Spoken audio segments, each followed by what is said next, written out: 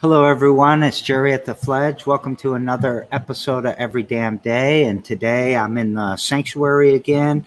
You can see bright lights behind me that are the grow room lights. So that's our starter plants. You can see art, not everywhere on the wall, but someday it'll be everywhere on the walls. And I've got a headset on so that I don't get an echo in here. I've got brown hair and brown eyes, and I'm wearing a Greenwood District studio shirt, local entrepreneurs creating a film studio in the Lansing Mall or Lansing Mall Theaters. So let's get to our guest. Today on the show, we have our great friend, Laura. How you doing, Laura? Good. How are you, Jerry? I'm doing well.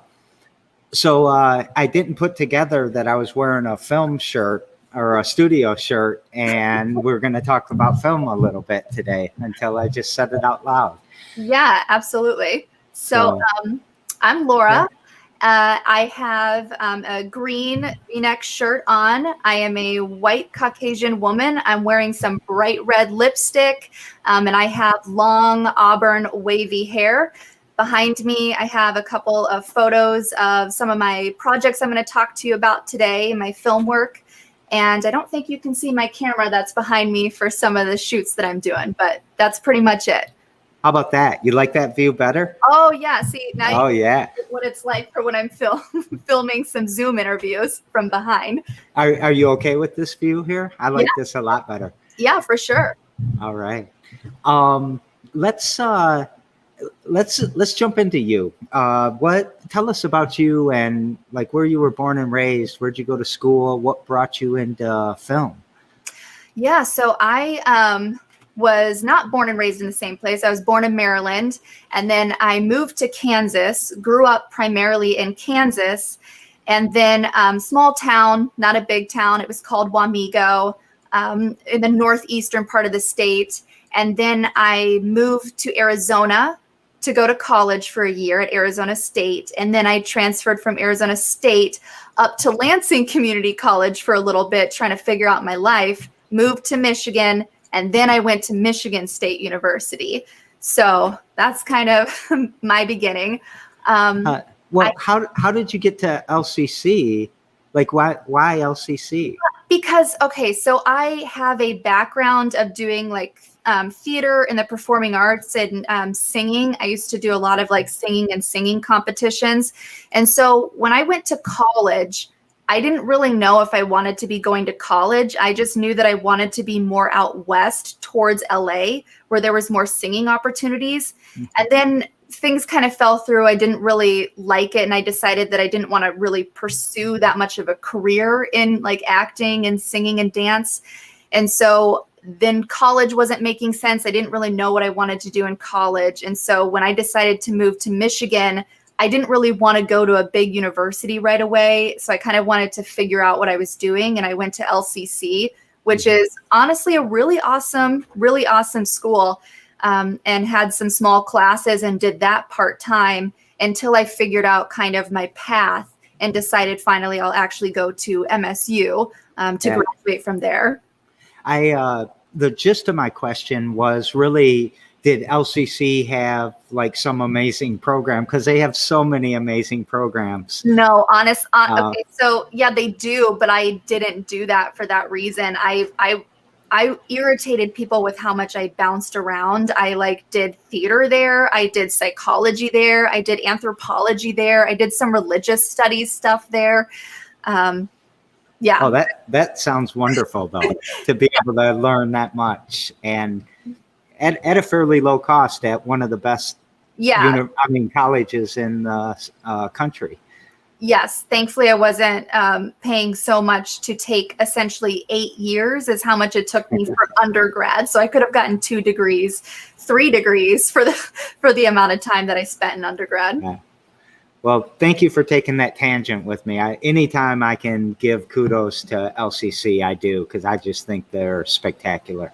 Yeah, I had a lot of fun in their classes because I actually got to really like meet people, and I felt like you became like a little class unit. So when I went into again what it was like at Arizona State, where you had hundreds of people in a hall, it kind of, it wasn't as fun. Yeah.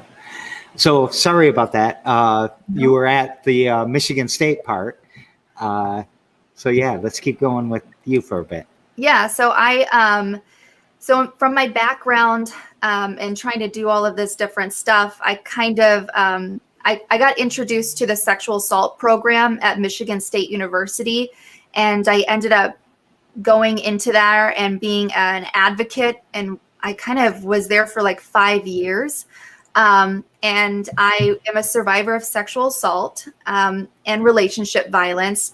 And that program really opened my eyes to a whole world of advocacy and social justice and helping people that I felt is what I was kind of wandering around and missing in my life. And then I decided, well, I didn't want to be a therapist, but I didn't just want to be like an actress or something. How can I combine my 2 things that I'm passionate about, which is advocating and social justice and being a humanitarian, with like the theater and stuff? And I kind of thought, what about documentary film? Like, because I get the creative side, but I'm also spreading awareness and helping people and being immersed in the advocacy environment. And so that's when I decided to switch my major for the 7th and last time into media and information, specializing in documentary film at Michigan State. And I added 2 more years onto what I was already about to graduate with. And then I added 2 more years onto my studies there. And that's kind of where I first jumped into making my first film, and everything has gone off there since then. Yeah. So there was something you said a little bit earlier. You said the sexual assault program at MSU. Yes. And that, for clarification, is that a degree or is that the No. work that they were doing in response to Nassar? So the sexual assault program at MSU, I know them as the sexual assault program and SASSY and stuff because they've recently transitioned into what people now know as the Center for Survivors. After a lot of money and everything's been invested after everything at MSU and Nassar and stuff. So they transitioned into that. But it was a program where they actually enlisted students and other community members to go through training to learn how to respond to crisis situations and really help people on and off campus and within the East Lansing community that have been sexually assaulted and abused. And so we would get to work on call and go to the hospital at Sparrow Hospital and learn how to be with survivors and help them and provide resources for them and answer the hotlines. And so that's what it was. And I don't want to browse over. Thank you for sharing with us your own experience. Yeah. I appreciate that. Yeah, absolutely. So before we get into the films, and I hope that you're comfortable enough if you don't want to talk about something that you would say not to, but I want to ask you about Michigan State. Do you think that they're doing better now, or is it still pretty, it seemed like a rough start when they were first finding out about Nassar and everything. And then there's all these articles recently about some changes that they're making. What do you think about those changes? For me, honestly, I'm just skeptical about everything. As a survivor, after having been in that university setting and seeing multiple survivors come forward, different cases at MSU, being involved in a case myself at MSU that I've actually never talked about, and seeing that how many people got pushed aside, how much red tape is involved in everything.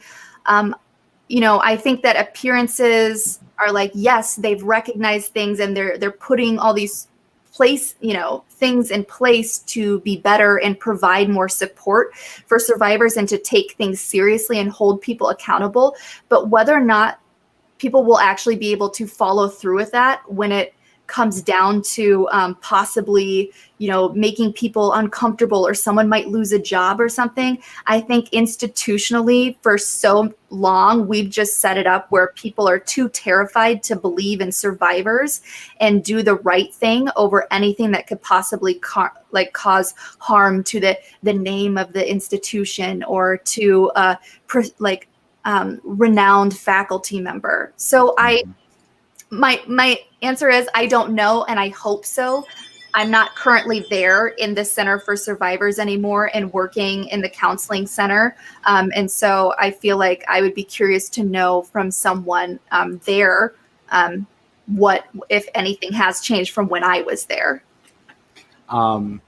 Thank you for sharing that too. So let's jump into your projects. I want to ask you so many questions, but actually you're the storyteller, so I want to hear your story.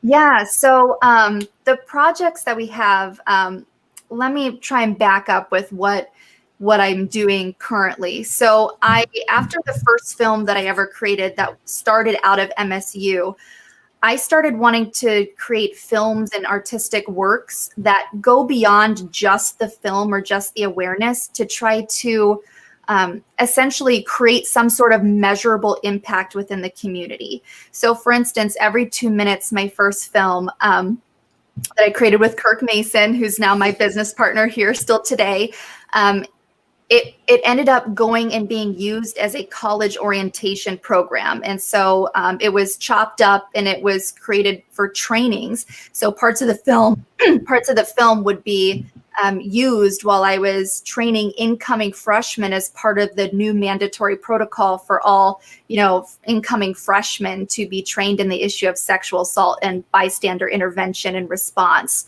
And so then I moved on and I wanted to make a film about human trafficking. So we ended up making my first independent film about human trafficking. And that did kind of a similar path.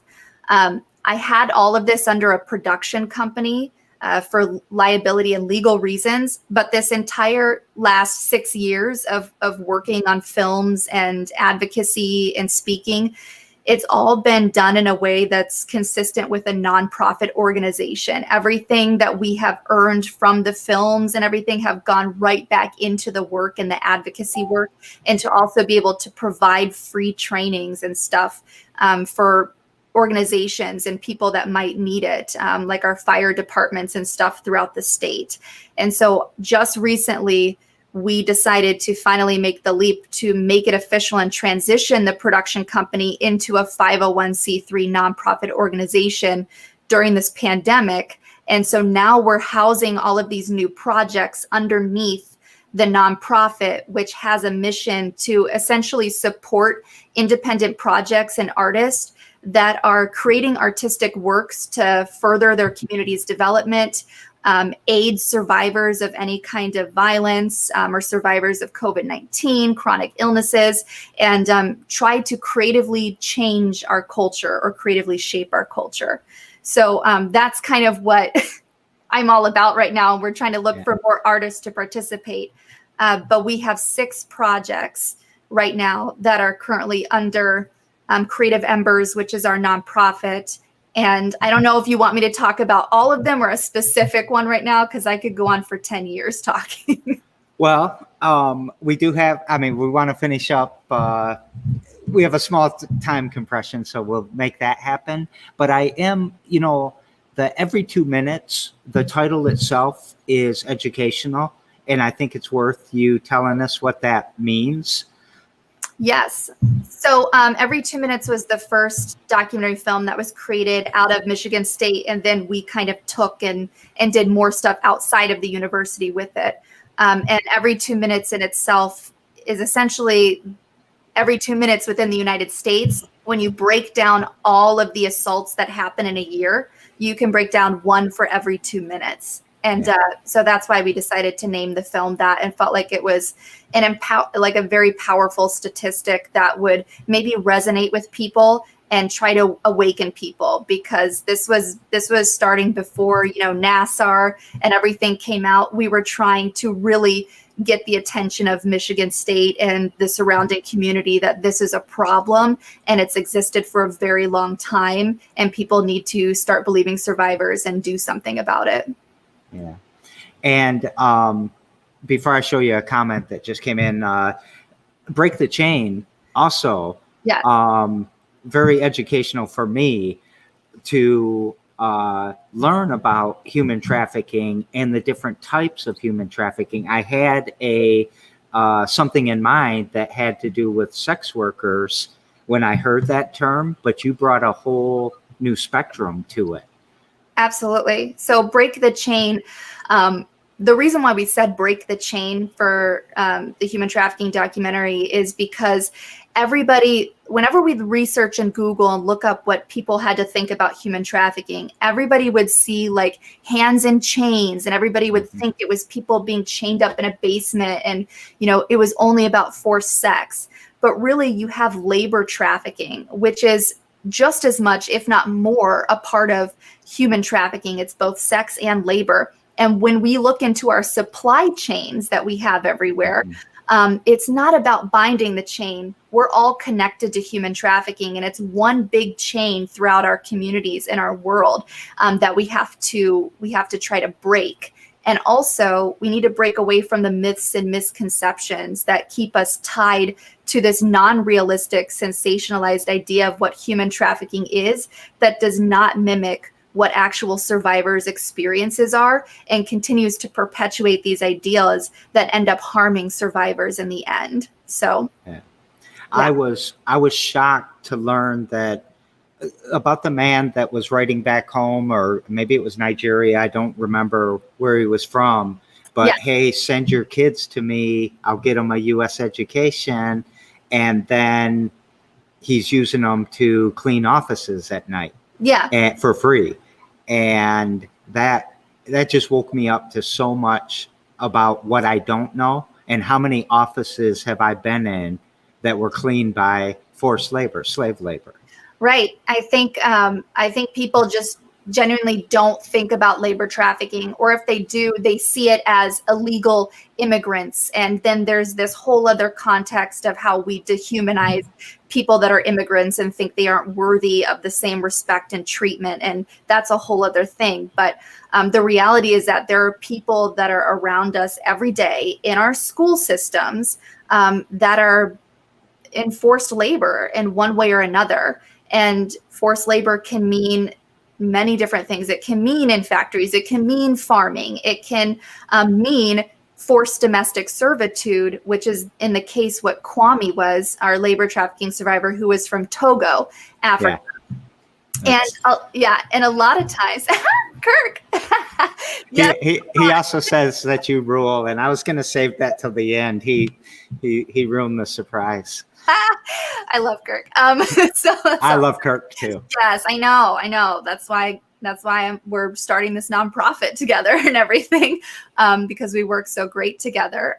But back to Kwame, I mean, he was in the public school system for 6 years. 6 years, a child's, getting a public education surrounded by a whole bunch of other people before somebody started to pick up on these red flags and think to say something about it or ask him questions.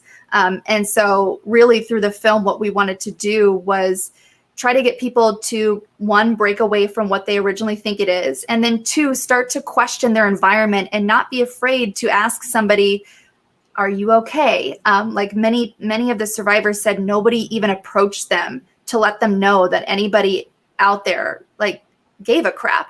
And even though we know that a lot of human traffickers will train their victims or survivors to say things like, no, everything's good and stuff. People you should still be asking those questions. People still deserve to hear them. Even if the outcome isn't like, oh, police show up automatically and we break this thing up. So with the number of people that come through the Fledge or an organization like the Fledge, is there any signage or any? I'm going on a tangent again, but how do we help people know that maybe they're in a safe spot and they could yell out, "I need help"? Is that even possible?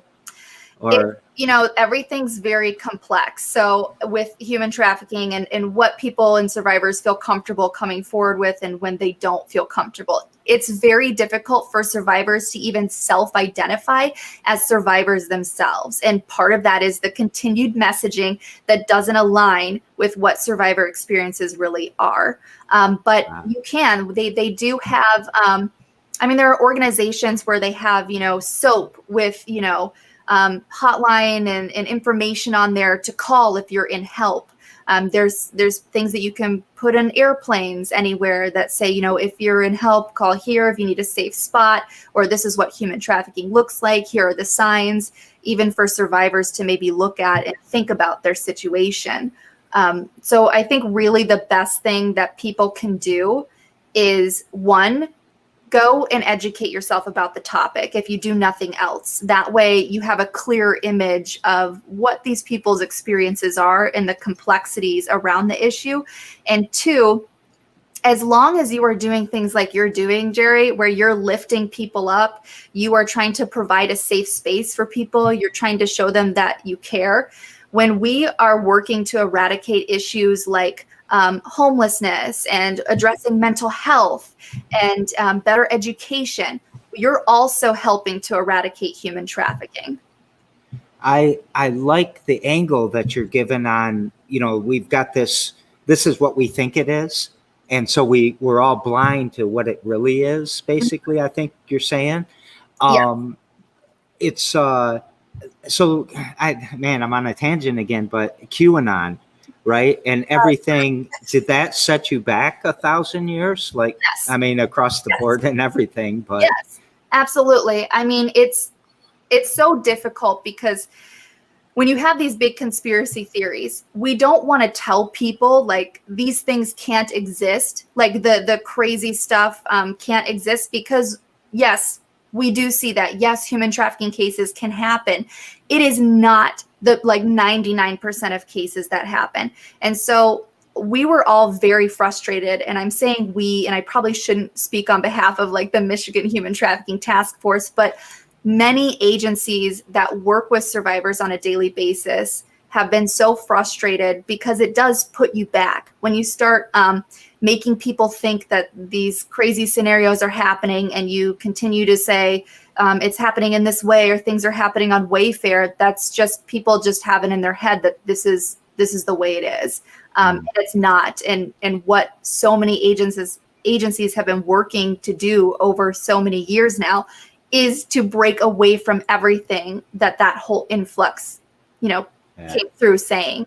So we would have to battle and say, we work with survivors on a daily basis. Here's where you can get better information. You can go to Polaris. You can go to the National Human Trafficking Hotline and Resource Center and learn all about the myths and misconceptions and what you can do. And it would be baffling to me how people wouldn't do that. They would just keep fighting with, no, we know this is this way, or you are supporting Joe Biden, so you are also part of the problem. And it's like, okay, you're not really invested in caring about the problem if you can't take the time to really learn about all the information collectively that's out there about it. Yeah. Well, thank you for that. Yeah. So these are super important topics and very interesting, but if I were you, I'd probably be chomping at the bit to talk about something new though, too. Yeah. So I'm going to let you go back at your story again. Sorry for the disruptions. Oh, no worries. So I was just trying to explain our whole nonprofit and what we're trying to do with it and all the projects we have under it. And so one of the projects that's currently going on right now is a photo and Zoom interview series where we're sharing the stories of COVID-19 survivors throughout the state of Michigan with an emphasis on long hauler survivors. And so I'm doing that with photographer Jenna McShane, if anyone knows Jenna out there. Well, everybody knows Jenna. Everyone knows Jenna. So yeah, we kind of got together and decided that we wanted to try to share these stories last year. And it was difficult to find people because of how political everything was. People would want to talk and then say no because they would be losing friends over sharing their experience, and people being deniers and saying COVID isn't real, or you're lying to the public, or they just didn't want to create any controversy.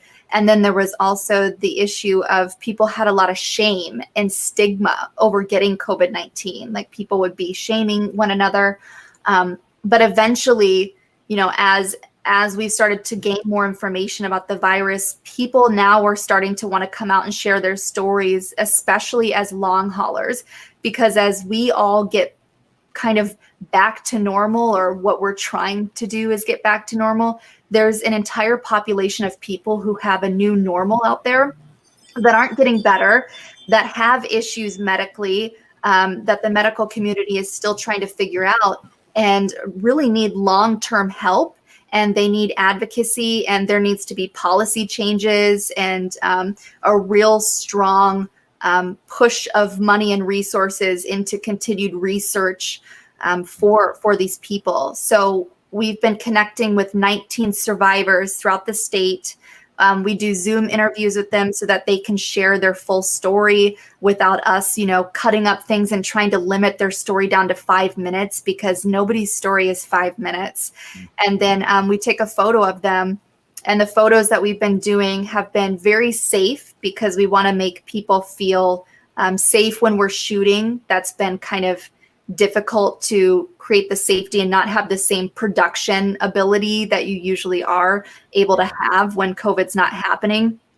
And we shoot them kind of through their homes, because we also want to showcase, their quarantining process, the isolation that we've all collectively felt throughout the pandemic. And we really want the project to be something where in the future, when you look back at it, it really embodies the entire feeling of our environment this whole time. Are you still in East Lansing?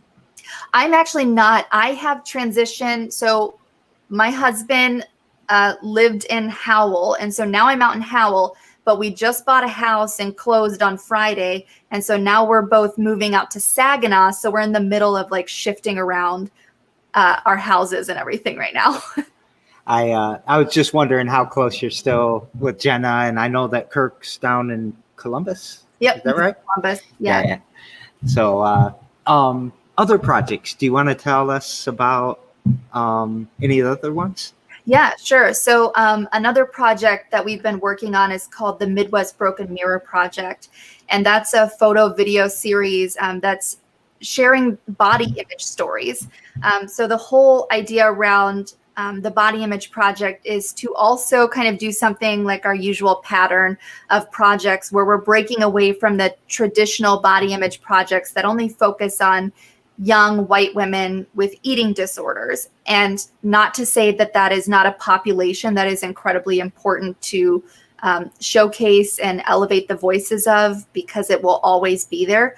But we wanted to look at body image from the standpoint of how does your, gender, how does your race, how does your ability all come into play to shape your body image and create a more diverse project, so that people can kind of see bodies differently, not in terms of appearance, but more so what our bodies can do for us, and how our bodies have a whole bunch of just stigma and all of these things attached to it that we probably don't really even realize we think about our bodies until we actually break it down. So we've been going and sharing the stories and shooting throughout the Midwest. So it's not just been Michigan. Most of our stories are in Michigan right now, just because of the pandemic has limited our traveling. But we have, people out in Kansas and Missouri. We're going to be going out to Illinois and Ohio and Wisconsin, hopefully South Dakota, to be able to share the stories of people all throughout there. And then we want to make an educational guide with therapists and researchers to be able to create a guide for youth to really learn about bodies and learn about all of the things that come with it, and even just like racial stereotypes and stuff that get ingrained in us and then we put on other people. So that's kind of our goal. I was going to ask, like, is hair included in body image? And what do you think about like the Crown Act that's being introduced? Yeah. Yes, love the Crown Act. We support the Crown Act. That is something that we will be talking about as well. And obviously, it's not something that's a story that I can talk about. So we want to use, the voices of people who actually have those experiences and have those identities to share and really shape that information themselves and speak about what that's like. So yeah, everything like that we're supporting. And then I guess the mixture of racism and body image, it's hard to think through which one might cause which, right? Does racism cause this, you look at let's say a 15-year-old young black girl looks older to old white men for some reason than a 15-year-old white girl. Is that all in the mix too? Yes, absolutely. Yeah. That's the stuff that we'll be sharing, because I mean, inevitably, then that young girl gets treated differently, and then she develops some sort of feeling about her body. One of our stories, our subjects, she is Muslim and she immigrated here, and so she talks about the experience of immigrating to the United States, having a very different culture, and having to be in a class full of other, white kids that wear things differently. And in Muslim, and their culture, modesty is a very important aspect of that. And so she talks about what that's like and how she develops shame, and also the sexism that comes within different communities and cultures in different ways, and how you deal with that as a woman on top of everything. And so it's trying to really make everything multifaceted, because I think we get stuck on just the media and how the media portrays things. And while the media is an important aspect of how our body image is shaped, there's all these other things that tie into it that are creating the development of how we see ourselves. Yeah, it's so complicated. I spent a lot of time in the Middle East, and most of the women that I ever talked to about this subject, they were like didn't normally wear a burqa, but if they were in Saudi Arabia, they had to, and they just were liberated by it. They didn't have to put up with all the shit from the men, coming on to them or whatever. It was a whole different world to them, and it just always fascinates me how we don't understand in our culture that you wouldn't go around in a bikini, to a particular woman. You'd feel unmodest, or you'd feel like that's really uncomfortable. But we can't understand that continuum, I guess. I think that's the point, of meeting people and these identities where they're at, and trying to see from their perspective versus, trying to see from our perspective as like, okay, I'm white woman growing up in,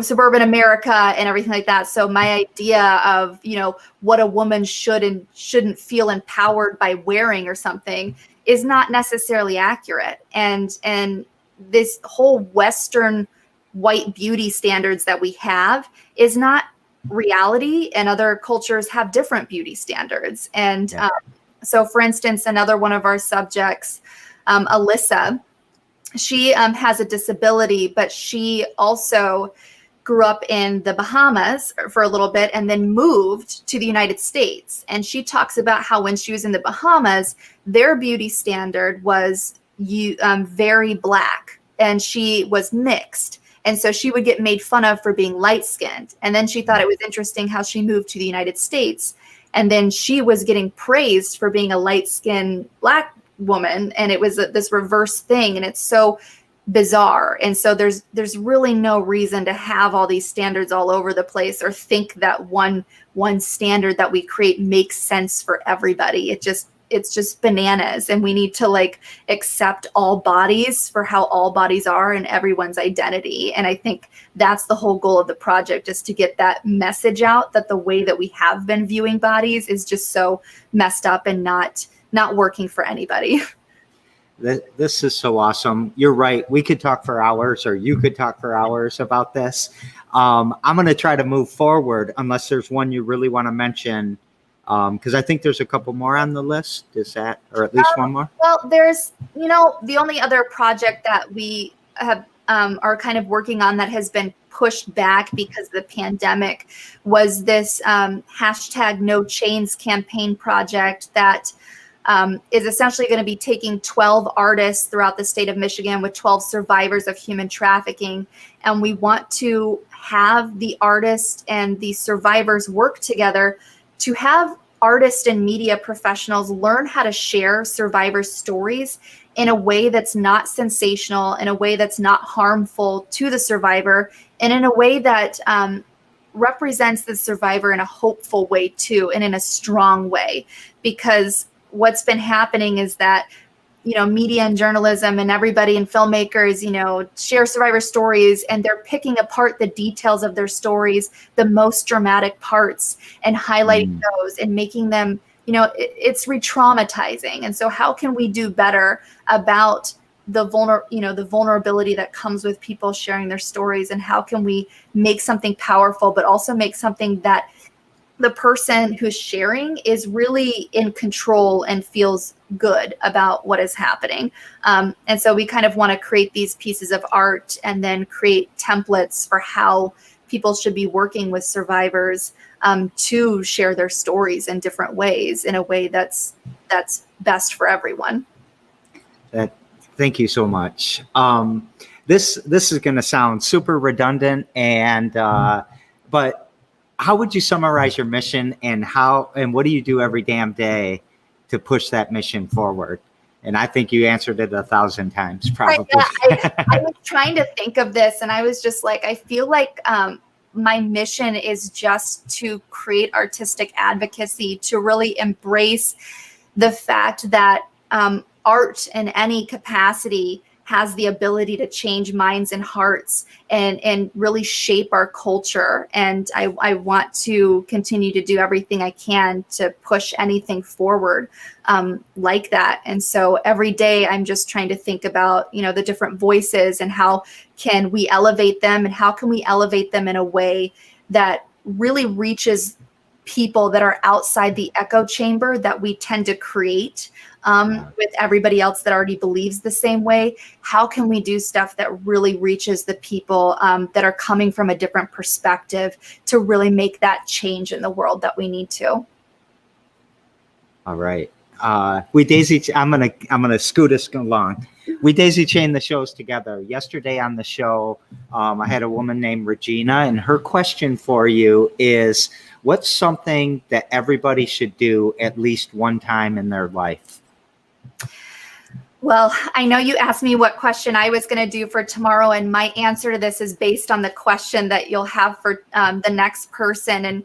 And mine is very much like, whatever, just something gets thrown in front of you that is incredibly terrifying and you don't think that you have the ability to do it, just do it.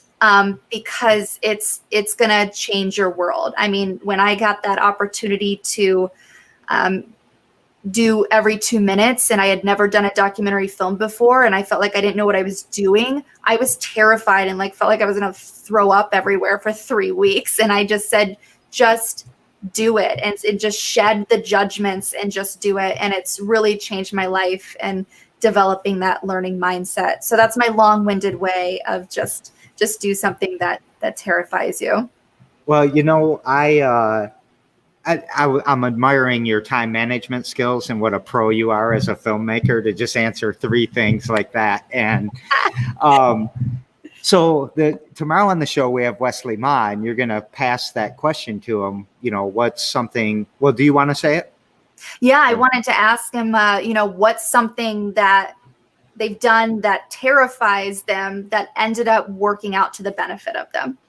And you just stated yours. So yeah, that was mine for sure. Yeah, I really like that question. Mhm. What is happiness to you, and are you happy? Yes. So another complex thing for me is Uh-huh. happiness. I would say yes, that I am happy. Happiness to me is just doing what you feel like you want to do, like fulfilling your passions, instead of thinking that you need to do one thing or another. I feel like we get so caught up in the world of you should do this, you should do that, you should make this money. Just tossing that all aside and following your passion every single day. And that's what I'm trying to do with my work, no matter what those sacrifices that come of it, no matter what the money I make is or anything. Just following what brings me joy and what helps people. And so because I'm doing that, I definitely am happy. I love that answer. That's what I want everybody to do. I think it would solve all of our problems. Absolutely. What gives you hope? Gives me hope. Um, People and the changes that I see that can be made from anything, just whether it be someone watching a film and deciding that they're going to actually go learn more about human trafficking or anything like that. Like the fact that I feel we're all connected and more similar than we are different. And when people realize that and work together as a community and lift each other up, when I see that happening, that's what gives me hope for everything to come in the future. Did we forget to talk about anything? The only thing that I would want to mention is for the Michigan COVID-19 series, we have our 19 core subjects, but we want to open up a blog. We're starting a blog, and we want to have anybody with COVID-19 stories submit to that blog, especially if you're a long hauler, because we kind of want to document Michigan's experiences and who all these people are throughout our communities throughout the past year that have experienced COVID-19. And we want to have people support the Long Haulers Act, which is it's a bill that's coming up by Representative Beyer out of Virginia that is trying to work towards that more education, more research, and more collective care for long haulers. I want people to pay attention to that. I want people to support long haulers in the future and recognize that they're here, they exist. They're going to be dealing with stuff way after we're all what we would call back to normal, and we need to support them. Okay, I put both of those in the comments, and I'll also look for more for when I share too. So I'll put some more links. You're humble because you didn't talk about one single award or accolade or anything like that. But you guys have won some awards. I mean, you have a trophy case somewhere, right? I have some right here. They're above my head. But yeah, so our films have won Best Feature in some film festivals. I would say, honestly, the award that mattered most to me was one that I got from the Michigan Human Trafficking Task Force that they created for me just for, doing the film and working with them. And that one has meant more to me than anything else. I know that Kirk and I, when we made Break the Chain, anything that we make has nothing to do with trying to win an award at a film festival. It's always just about the impact in the community.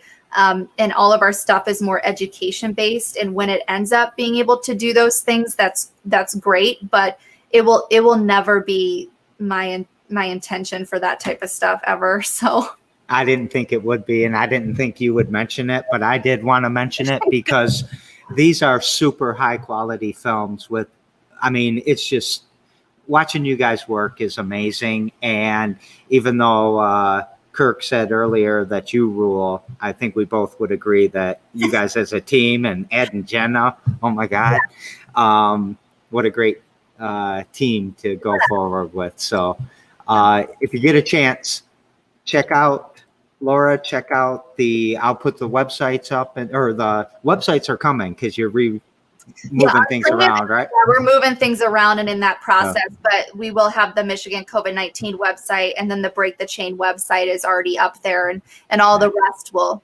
come. And I'll share all this as we develop I'll publish the show, but I'll keep putting more as I see more out there. Okay. What would you like to take us out with? I would love to take you out with, just because of the nature of this show. I really just feel like people should follow their passions, and I really want to emphasize not judging anybody for anything that they want to do. And I feel like it's great to develop a learning mindset. Like you cannot know and be everything. I can't do the editing the way that Kirk does. Everything's a team, and just learn as you go, and don't be afraid to do things based on what you think, people are going to think about it. Just do what you want to do. That is awesome advice. All right. Thank you again for being on the show. Thank you everyone for contributing, and every damn day at 2 p.m. we will see you later. Stick with me for just 1 minute if you don't mind.